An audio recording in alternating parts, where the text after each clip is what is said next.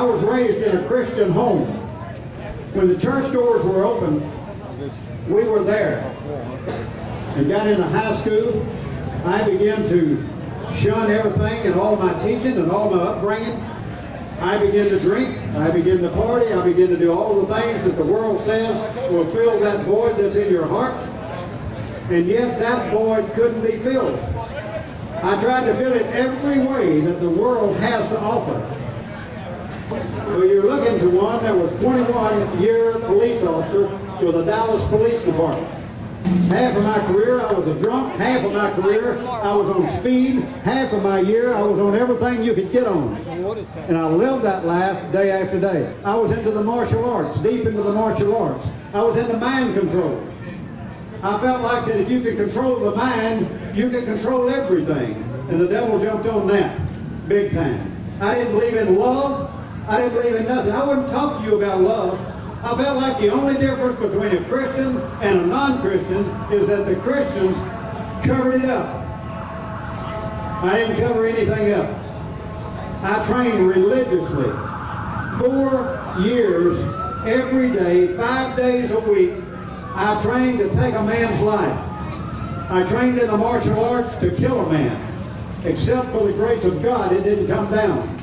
But I would have killed him, and I would have walked away at that time not thinking anything about it. That's a terrible place to be in.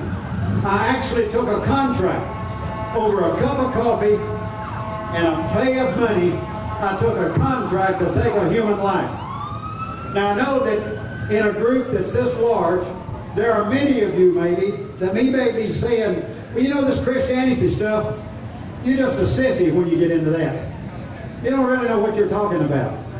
I will tell you this. I trained 4 years in the martial arts. I am at that time, I'm an old man now, but at that time I was very proficient. My training took me, I could handle 21 people, according to my training, at one time. I took the southern style of Kung Fu from the Shaolin Temple, and I religiously worked on it because I wanted to be all-powerful. And I looked at myself as all-powerful. I had abused people. I shot 2 people. Shot one simply because I told him, if you say another word, I'll shoot you. He said another word, so I shot him. In 1972, on the streets of Dallas, Texas, I was still a cop. I was a motorcycle officer. I just got off of motorcycles and transferred into and handled murders. And I had my own motorcycle. I drove to another town to show my parents my motorcycle. They were not real thrilled over it. Matter of fact, they wasn't thrilled at all. They knew some of my lifestyle. They knew motorcycles had been my life. They knew motorcycles had been my God. When I had a problem, I'd get on my motorcycle. I'd ride 1 hour, 1 day, or 10 days until I felt better. I know there's not anyone here knows what I'm talking about there. But that's where I was, and that's the way I lived. 1972, I went over there to show my parents my motorcycle. On the way back, I pushed everything to the limit. Some of you don't know what that's about either. If there was a cliff here, I'm going to stand with both feet stuck off the cliff. You know what I'm talking about. I pushed everything to the limit. I was headed back home. I was in a 30-mile-an-hour zone. I remember seeing 85 on the speedometer on my motorcycle, and a man ran a red light. I left 12 feet of skid mark, and I struck the left front fender of his motorcycle. After I left the motorcycle, I got up underneath the car, and the car dragged me 68 feet. 20 minutes passed before the ambulance got there and the wrecker got there to pick that car up and take it off of me. I'm going to give you a rundown. This motorcycle wreck ran the handlebars completely through my stomach. It bursted my spleen, cut my liver up. It crushed my left ankle, broke my right knee, cut the artery in my right arm, broke both cheekbones, knocked a hole in my forehead the size of a silver dollar. When I got to the hospital, they called my parents. I was divorced at the time. They called my parents aside and they told them, they said, you know, we're doing everything that we can for your son. But we'll tell you right now, your son cannot live. Your son will die. On a cold, dark street Valentine night, 8:05 p.m., my watch stopped. I was under that car. No one, for 20 minutes, no one other than God knew I was there. I could have been in hell 35 years. But you know the sad part about that? I would still have an eternity left. I worked in a horrible side of South Dallas. You think I would wear a bulletproof vest? Not on your life. Man, nothing's going to happen to me. I mean, I'm in the martial arts. I'm in the mind control. I'm this and I'm that.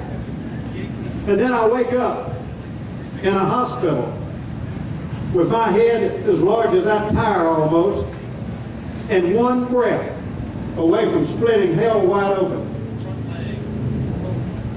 You know, I realized all my martial arts, all my mind control, all of that won't get me out of the bed. I had to ask for a drink of water. I had to ask to be turned over. I had to ask for everything. The great man I was, or the great man I thought I was, could not even get up. Could not even get a cup of water. That's where I was. I began to look inside and I realized that there was a void in there, all right, and I had tried to fill it with everything that the world had to offer. I tried to fill it with power. I had everything. I had women. I had money. I had drugs. I had alcohol. I had Harleys. I had wild parties. I had everything that the world says will give you what you need and what you want.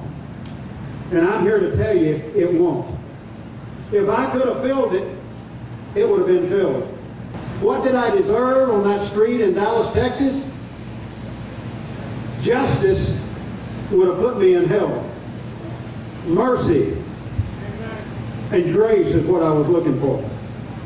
You see, everybody had given up on me. My mother evicted me. My sister kicked me out. I realized my condition. I just simply said, God, I'm not worth anything. I messed up every way you can mess up. And I'm not any good, but what I have, I'm going to give to you. I tried it my way. I tried it the world's way. And I said, God, forgive me. Just forgive me. I said, come into my heart and make me the type of person you want me to be. I'm here to tell you that it's real. It's a real deal. You'll not be able to stand before God and say, well, I never heard. I never heard, because you've heard. He said, I am the way and the truth and the life. His word says, who has the Son has life. It didn't say who knows about the Son has life. He who has the Son has life. He who does not have the Son does not have life, and the wrath of God abideth on him. I remember one time when I was 16 years old and I heard a message, and I was sitting way back in the back, and God spoke to me, and God said, Curtis, go forward. I want you to make me Lord of your life. Go forward. And I didn't do it. I said, oh man, what's my friends going to think? How am I going to get up and go forward? And I didn't. And because of that, my heart began to get harder and harder and harder, until I reached to a point where I didn't hear that gospel message anymore. I didn't hear anything. Now God got my attention. He gave me one more chance. What about you?